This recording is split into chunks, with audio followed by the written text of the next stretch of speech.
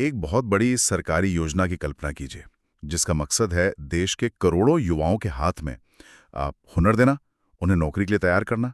नाम है प्रधानमंत्री कौशल विकास योजना या पीएमकेवीवाई। और इसका पैमाना सोचकर देखिए, 2015 से 2022 के बीच सरकार ने इस पर 10,000 करोड़ रुपए से ज्यादा खर्च किए और 1 करोड़ से ज्यादा लोगों को ट्रेनिंग का सर्टिफिकेट भी दिया गया। कागज पर तो ये एक शानदार पहल लगती है। बिल्कुल। इरादा तो बहुत नेक था, लेकिन किसी भी बड़ी योजना की असली परीक्षा तो जमीन पर होती है ना? और इस योजना का रियलिटी चेक करने के लिए हमारे पास एक जबरदस्त स्रोत है। ये कोई अखबार की रिपोर्ट नहीं, बल्कि भारत के नियंत्रक एवं महालेखा परीक्षक यानी सीएजी की एक बहुत ही गहरी ऑडिट रिपोर्ट है। सीएजी को यूं समझिए, सरकार का ऑडिटर कह सकते हैं, जिसका काम ही यही है कि वो पता लगाए कि जनता का पैसा सही से खर्च हुआ या नहीं। और ये रिपोर्ट इस योजना की पूरी परतें खुलकर रख देती है। तो आज हमारा मिशन साफ है।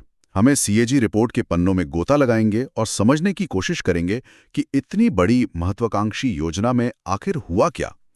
क्या जो सोचा गया था वो हो पाया? कहां-कहां चूक हुई और उन चूकों का नतीजा क्या निकला? चलिए इस कहानी को शुरू से समझते हैं। तो योजना का सबसे बुनियादी आइडिया था बाजार की जरूरत के हिसाब से ट्रेनिंग देना। इंडस्ट्री को जिस तरह के हुनरमंद लोग चाहिए, हम युवाओं को वही सिखाएंगे। इसे स्किल गैप भरना कहते हैं। सुनने में तो ये बिल्कुल सही लगता है, लेकिन रिपोर्ट का पहला ही पन्ना इस आइडिया पर एक बड़ा सवाल खड़ा कर देता है। बहुत बड़ा सवाल।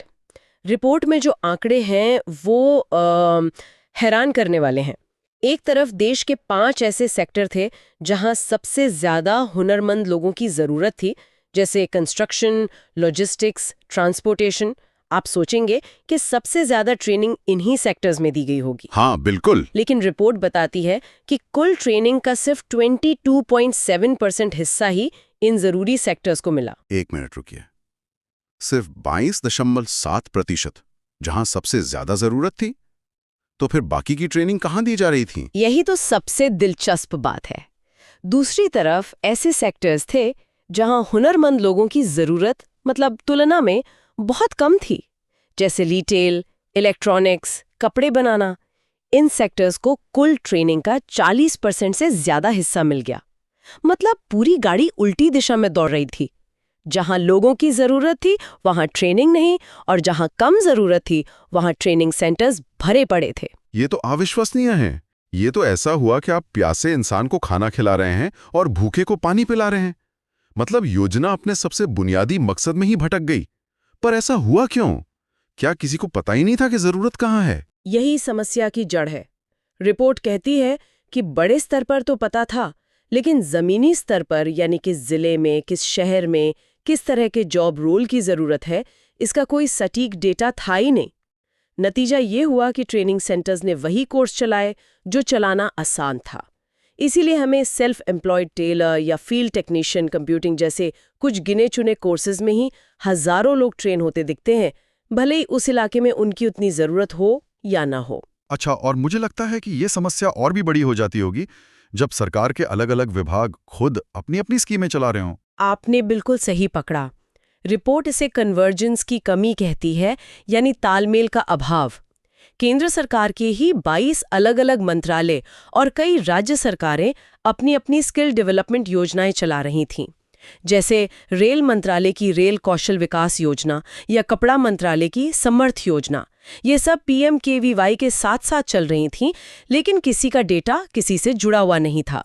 कोई एक सेंट्रल सिस्टम नहीं था जो देख सके कि कौन क्या कर रहा है। इससे एक ही व्यक्ति कई योजनाओं से ट्रेनिंग ले सकता था और संसाधनों की भारी बर्बादी हो रही थी।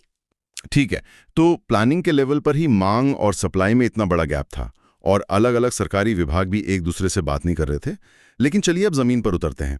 जिन लोगों को ये ट्रेनिंग दी जा रही थी, क्या वे सही लोग थे? योजना का लक्ष्य तो बेरोजगार युवा और स्कूल कॉलेज ड्रॉपआउट्स थे। यहाँ भी रिपोर्ट गंभीर सवाल खड़े करती है। ऑडिट में पाया गया कि उम्मीदवारों के चुनाव में बहुत ढिलाई बढ़ती गई। पात्रता के जो नियम थे, जैसे न्यूनतम उम्र या पढ़ाई लिखाई, उन्हें ताक पर रख दिया गया था। कोई उदाहरण है इसका? एक बहुत ही चौंकाने वाला उदाहरण है।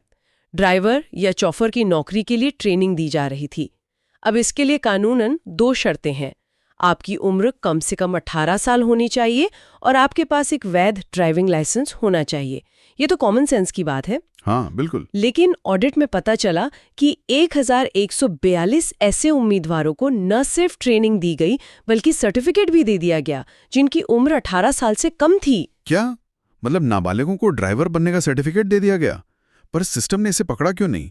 कोई ऑटोमेटेड चेक नहीं था कि अगर उम्र 18 से कम है तो फॉर्म ही रिजेक्ट हो जाए? यही तो सबसे बड़ी कमी थी। ये सीधे सीधे आईटी सिस्टम की नाकामी को दिखाता है। जिस स्किल इंडिया पोर्टल पर ये सारा डेटा था वो खामियों से भरा हुआ था। रिपोर्ट में बताया गया है कि हजारों बैच ऐसे थे जिनमें ट्रेनर का नाम या आईडी की जगह नल लिखा हुआ था, मतलब खाली। 94% से ज्यादा उम्मीदवारों के बैंक अकाउंट की जानकारी या तो गलत थी या भरी ही नहीं गई थी। 94%? ये तो लगभग सभी हो गए। और सुनिए, हजारों मामलों में कई उम्मीदवारों के लिए एक ही मोबाइल नंबर या एक ही ईमेल आईडी का इस्तेमाल किया गया था। अब आप ही सोचिए, जब आपका बेसिक डेटा ही इतना गलत और अविश्वसनीय हो तो आप योजना को कैसे मॉनिटर करेंगे? ये सिर्फ एक तकनीकी गड़बड़ी नहीं है, ये पूरी योजना की नींव पर सवाल खड़ा करता है। क्या ये असली लोग थे भी या सिर्फ कागज पर संख्या बढ़ाने के लिए नाम भर दिए गए थे? अगर हजारों लोगों का एक ही मोबाइल नंबर है तो इसका मतलब तो साफ है कि असली लाभार्थी है ही नहीं। खैर, अब सबसे बड़े सवाल पर आते हैं। इतनी ट्रेनिंग, इतने सर्टिफिकेट्स, इन सब का नतीजा क्या निकला? क्या लोगों को नौकरियां मिली? प्लेसमेंट का क्या हुआ? रिपोर्ट के मुताबिक शॉर्ट टर्म ट्रेनिंग में सर्टिफिकेट पाने वाले कुल लोगों में से सिर्फ 41% को ही प्लेसमेंट मिली। मतलब 100 में से 59 लोगों को ट्रेनिंग के बाद भी कोई नौकरी नहीं मिली। और जो 41% प्लेसमेंट हुई भी, उसकी सच्चाई भी सवालों के घेरे में है। मतलब इन आंकड़ों में भी झोल हो सकता है? बिल्कुल। केरल के केस स्टडी का जिक्र रिपोर्ट में है जो आंखें खोलने वाली है। वहां ट्रेनिंग देने वाली कंपनियों को सरकार से पैसा किश्तों में मिलता था। आखिरी किश्त तब मिलती थी जब वो ये साबित कर दें कि उन्होंने उम्मीदवारों को नौकरी दिलवा दी है। पैसा पाने के लिए इन कंपनियों ने फर्जी ज्वाइनिंग लेटर्स और नकली सैलरी स्लिप बनाकर जमा कर दी। जब ऑडिट टीम ने उन कंपनियों को फोन किया जिनका नाम ज्वाइनिंग लेटर पर था, तो उन्होंने साफ मना कर दिया कि ऐसे किसी भी व्यक्ति को नौकरी पर नहीं रखा गया है। ये दिखाता है कि जमीनी स्तर पर कोई वेरिफिकेशन ही नहीं हो रहा था। बाप रे, मतलब प्लानिंग से लेकर सही उम्मीदवार चुनने तक और फिर नौकरी दिलवाने तक हर कदम पर भारी गड़बड़ियां थीं। लेकिन रिपोर्ट का एक हिस्सा तो ऐसा है जिससे बढ़कर लगता है कि हम कोई क्राइम थ्रिलर पढ़ रहे हैं। ये RPL BIS नाम के एक कॉम्पोनेंट के बारे में है। हाँ, RPLB यानी recognition of prior learning with best in class employers. इसका आइडिया बहुत अच्छा था। मान लीजिए कोई बड़ी जानी मानी कंपनी है, जैसे कोई बड़ी ऑटोमोबाइल कंपनी। वहाँ कई सालों से काम करने वाले ऐसे कर्मचारी हैं जिनके पास हुनर तो है पर कोई सरकारी सर्टिफिकेट नहीं है। इस स्कीम के तहत वो कंपनी अपनी कर्मचारियों के हुनर को सर्टिफाई कर सकती थी। मकसद था मौजूदा वर्कफोर्स को संगठित क्षेत्र का हिस्सा बनाना। बेस्ट इन क्लास एम्प्लॉयर मतलब अपने फील्ड की सबसे अच्छी, सबसे प्रतिष्ठित कंपनियां। लेकिन ऑडिट में जो मिला वो तो कुछ और ही कहानी कहता है। बिल्कुल। पहला उदाहरण है नीलिमा मूविंग पिक्चर्स का। नाम से अजीब लगता है। ये एक प्रोप्राइटरशिप फर्म थी, मतलब एक व्यक्ति की कंपनी जो ठीक से कंपनी एक्ट के तहत रजिस्टर्ड भी नहीं थी। इस एक फर्म ने 33,000 से ज्यादा लोगों को सर्टिफिकेट जारी कर दिए। 33,000? एक छोटी सी फर्म ने? और मजे की बात यह है कि जब ऑडिट टीम ने इसकी जांच की तो पता चला कि ये संस्था असल में वजूद में ही नहीं थी। ये सिर्फ कागजों पर थी। और धोखाधड़ी का सबूत देखिए, बिहार, महाराष्ट्र, हरियाणा, अलग अलग राज्यों में अलग अलग समय पर हुए ट्रेनिंग बैच के सबूत के तौर पर एक ही तस्वीर का इस्तेमाल किया गया था। फोटोशॉप करके बस बैनर बदल दिया जाता था। कमाल है, मतलब मेहनत भी नहीं की ज्यादा है, एक ही तस्वीर से पूरे देश में ट्रेनिंग करवा दी और कोई पकड़ने वाला नहीं था। लगता तो नहीं। एक और उदाहरण देखिए, रेडियंट डिजाइन्स।